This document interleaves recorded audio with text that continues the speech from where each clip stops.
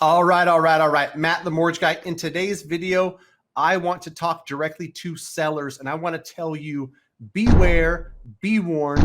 The market is changing. It's not the same market it was a month ago, 3 months ago, 6 months ago. So it's very important you don't make one of the mistakes I lay out in this video, or it could cost you tens of thousands of dollars. Stay tuned.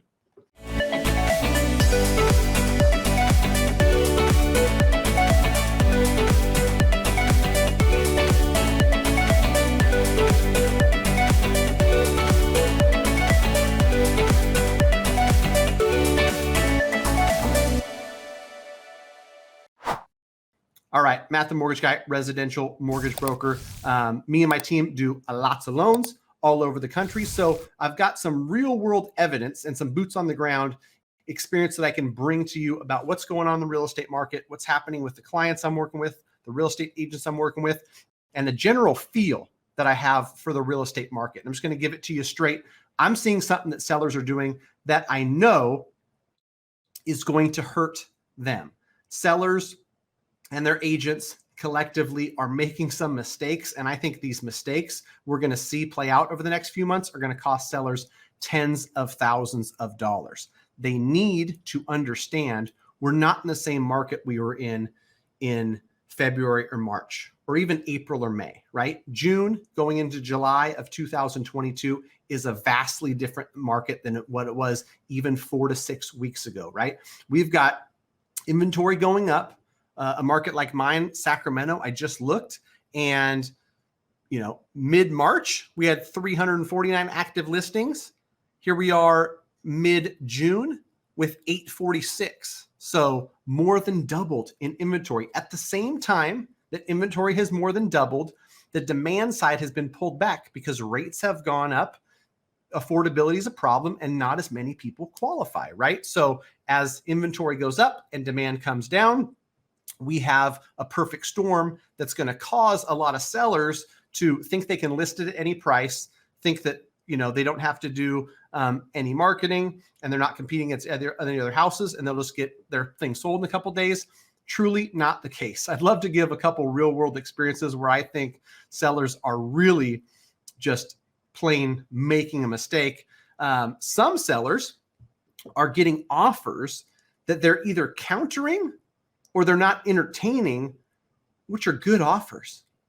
Back in February or May of this year, or last year or the year before, if you didn't get an offer you liked within the first 2 days, you could wait it out the weekend. You could wait it out a week. Inevitably, you're going to get tons of offers at your price or above it. You had nothing to worry about. In this market where there's more to choose from and there's less buyers going after those homes, if you get an offer that's pretty close to what you're looking for, you have to strongly consider accepting that offer. What sellers are no doubt going to do is pass up an offer that in hindsight, after a week or two of sitting on the market without any better offers, is going to look like a great offer. So don't let that be you. Another big mistake sellers are going to make is they're going to price their home as if we're still in a market that's like this, and the last couple comps have sold at, let's call it 540 and 560, and you want to list at 580. You cannot do that. Your home, first and foremost, is not going to get as many looks because there's other people more in tune to the market. They're going to list at 539, 545, and maybe settle for 545 or 550. You list right off the bat at 580, and people aren't even looking at your house.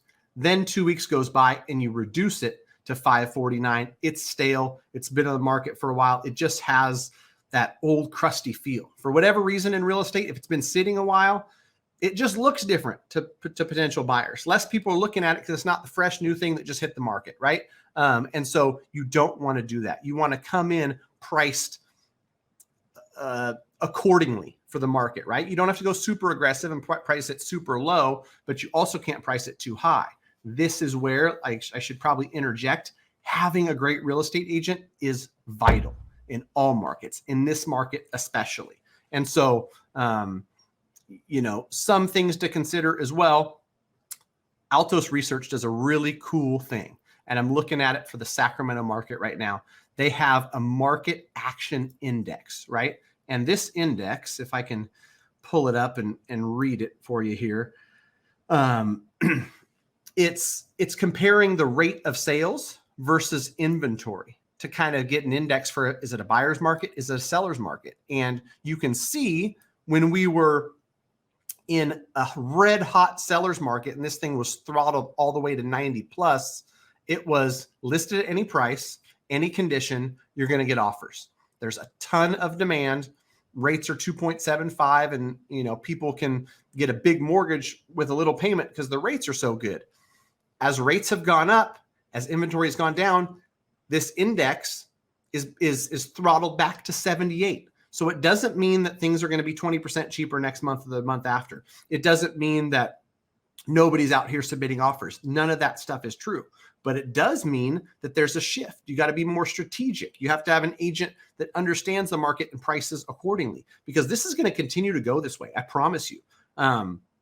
In July, when we get the latest numbers for June sales from the National Association of Realtors, people are going to see houses are sitting on the market longer. They're not selling at, you know, a 2% home price appreciation month over month. You know, the market is turning, and whether it turns from 20% appreciation to flat or from 20% appreciation to 5 or to -5, whatever it does, it's going to feel like a sharp turn. The sellers are going to be the ones caught holding the bag. I personally was involved in a deal where these sellers had a property on the market for 44 days. It's a long time in most any market, truth be told. In the luxury market where things are a little bit more expensive, maybe that's not, you know, a terribly long amount of time. But for my California market, 44 days is a long time.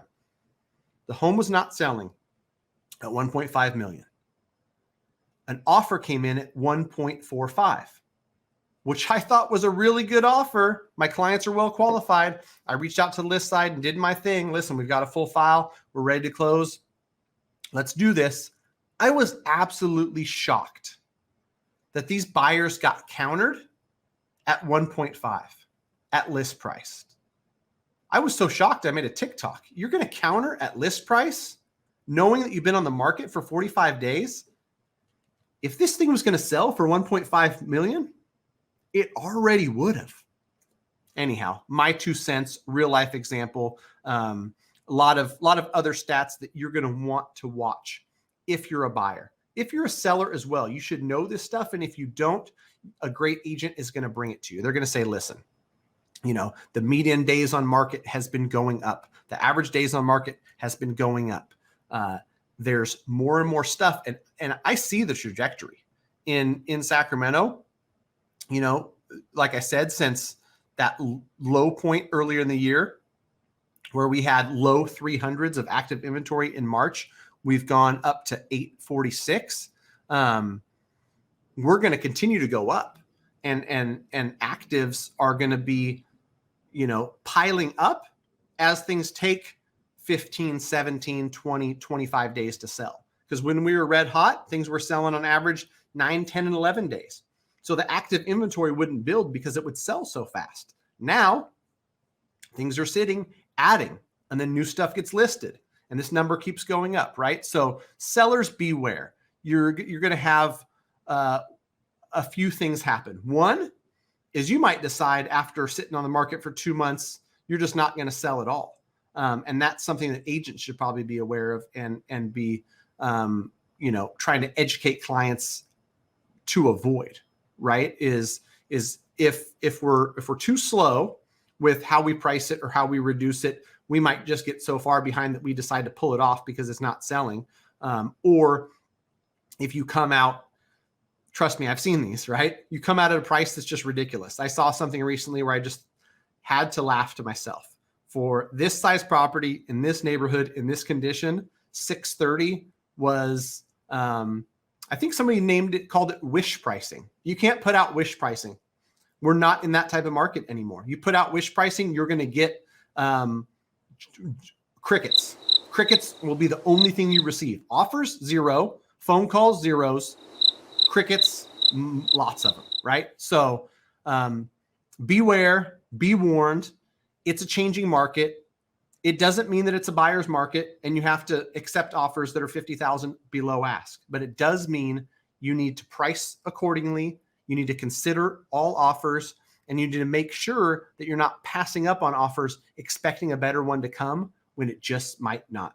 Hopefully this was helpful. Looking to get pre-approved, you want to work with the best team in the West and the East and all over in 48 states, go to greatmortgagebroker.com, fill out the form, let us know where you're at, how we can help, and keep your eye on the market.